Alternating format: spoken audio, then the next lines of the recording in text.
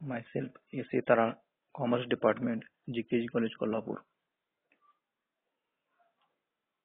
Last topic मध्ये आपण consignment हा टॉपिक सुरू केलेला होता लास्ट लेक्चर पासून. याच्यामध्ये आपण कन्साइनमेंट म्हणजे काय किंवा कन्साइनमेंट आणि सेल्स मध्ये काय फरक आहे, त्याचबरोबर कोणकोणत्या पद्धतीचे कमिशन्स एजंट मार्फत आकारले जातात या संदर्भात आपण डिस्कशन केलं. या टॉपिक मध्ये आपण या लेक्चर मध्ये आपण कन्साइनमेंट मध्ये कोणकोणते अकाउंट ओपन केले जातात, त्याचबरोबर जर्नल एंट्रीज कोणकोणत्या पास केल्या जातात हे पाहणार आहोत. सुरुवातीला कन्साइनमेंट या टॉपिक मध्ये 3 अकाउंट ओपन केले जातात. एक consignment account, consignee's account and goods sent on consignment account, हे 3 अकाउंट ओपन केले जातात. कन्साइनमेंट अकाउंट मध्ये सुरुवातीला जे मटेरियल सेंड केलेलं आहे त्याची एंट्री केली जाते. त्याचबरोबर कन्सायनरचा एक्सपेंडिचर असेल किंवा कन्सायनीचा एक्सपेंडिचर असेल, सेल्स जे काही प्रोसेस केली असेल ते सेल्सची एंट्री जर्नल एंट्री केली जाते. त्याचबरोबर लास्टला अगदी क्लोजिंग स्टॉक किती शिल्लक राहिलेला आहे याचा इफेक्ट या कन्साइनमेंट अकाउंटला केला जातो. त्यानंतर सेकंड नंबर कन्सायनी अकाउंट आहे. कन्सायनी अकाउंटला कन्सायनीनं जो काही खर्च केलेला आहे तो कन्सायनीचा खर्च त्या अकाउंटला ट्रान्सफर केला जातो. त्याचबरोबर जे काय बिल्स असेल, बिल अमाउंट असेल किंवा सेल्स असेल याचे इफेक्ट त्या कन्साइनी अकाउंटला केला जातो.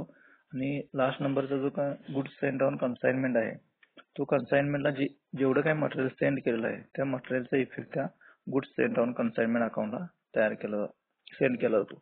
अशा पद्धतीने हे 3 अकाउंट ओपन केले जातात. त्याच्यानंतर आपण ते अकाउंट ओपन करण्यासाठी कोणकोणत्या जर्नल एंट्रीज पास करायला लागतात किंवा कोणकोणत्या जर्नल एंट्रीज महत्वाचे आहेत ते आपण बघणार आहोत. पहिला जर्नल एंट्री आहे ती for goods sent on consignment. जेव्हा आपण मटेरियल सेंड करतो त्याची जर्नल एंट्री होते consignment account debit to goods sent on consignment account. Second नंबरची एंट्री आहे for expenses paid by consignor. जेव्हा मटेरियल सेंड करत असताना कन्साइनर देखील काही खर्च करत असतो. तो कन्साइनरचा जो काही एक्सपेंडिचर आहे तो expenditure consignment account debit to cash oblique bank account अशा पद्धतीने त्याची जर्नल एंट्री करावी लागते. त्याच्यानंतर थर्ड नंबरची आहे ती for receipt of cash or bills as an advance from the consignee.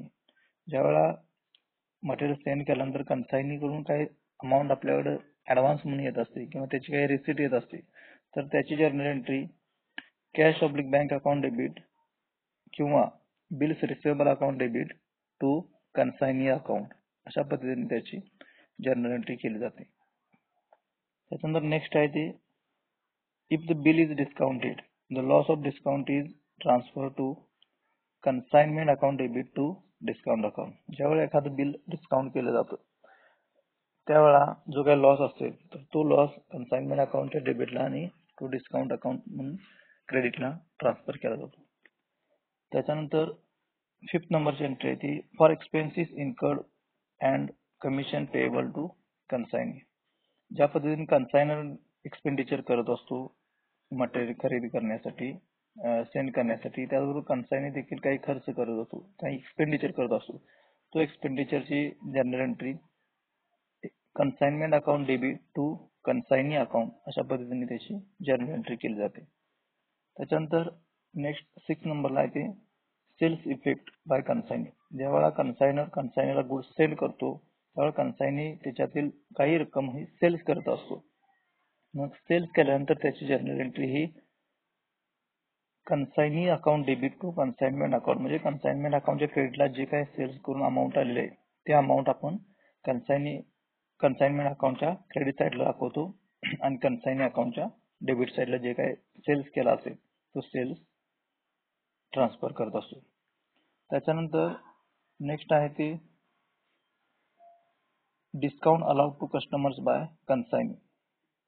ज्यावेळेला कन्साइनमेंट डिस्काउंट दिला जातो, कन्साइनमेंट अकाउंटला कन्सायनीकडून डिस्काउंट दिला जातो त्यावेळेला त्याची entry consignment account debit to consignee account अशा पद्धतीने केली जाते.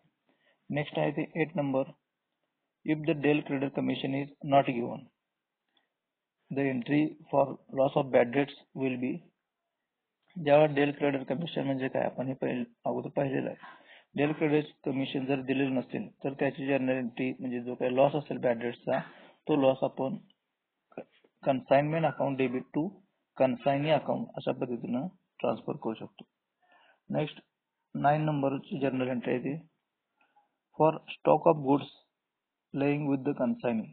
आता सेल्स केल्यानंतर आणखीन कन्सायनर आणि कन्साइनीचे एक्सपेंडिचर संपल्यानंतर अगदी लास्टला काय करावं होतं तर किती स्टॉक शिल्लक आहे म्हणजे जेवढं मटेरियल सेंड केलेलं आहे त्याच्यापैकी किती सेल्स केलेला आहे त्याच्यानंतर जो काही शिल्लक अमाऊंट राहणार आहे जे अमाऊंट गुड्स राहणार आहे त्याचा स्टॉक जो आपण कॅल्क्युलेट करतो त्याची जर्नल एंट्री आपल्याला consignment stock account debit to consignment account अशा पद्धतीनं करावं लागते.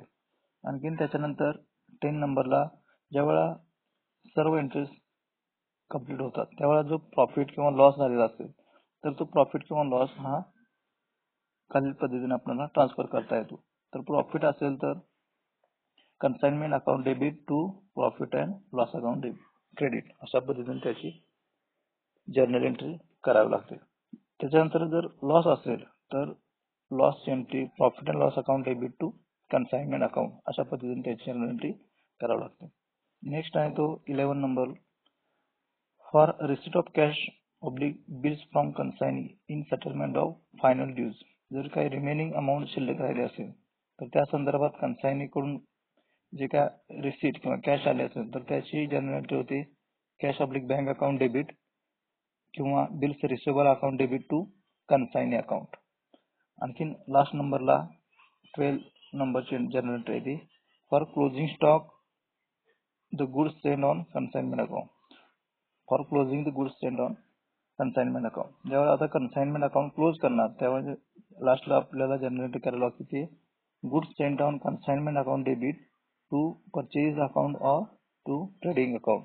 अशा पद्धतीने आपण कन्साइनमेंट अकाउंट तयार केल्यानंतर या साधारणपणे जर्नल एंट्रीज पास करायला लागतात आणि त्यानुसार आपल्याला ते अकाउंट मध्ये जे काही एक्सपेंडिचर असेल किंवा जे काही गुड्स सेंड केलेलं आहे त्याचे ट्रान्सफर करावे लागते किंवा त्याची जर्नल एंट्रीच्या माध्यमातून ते अकाउंट कंप्लीट करावे लागते. थँक्यू.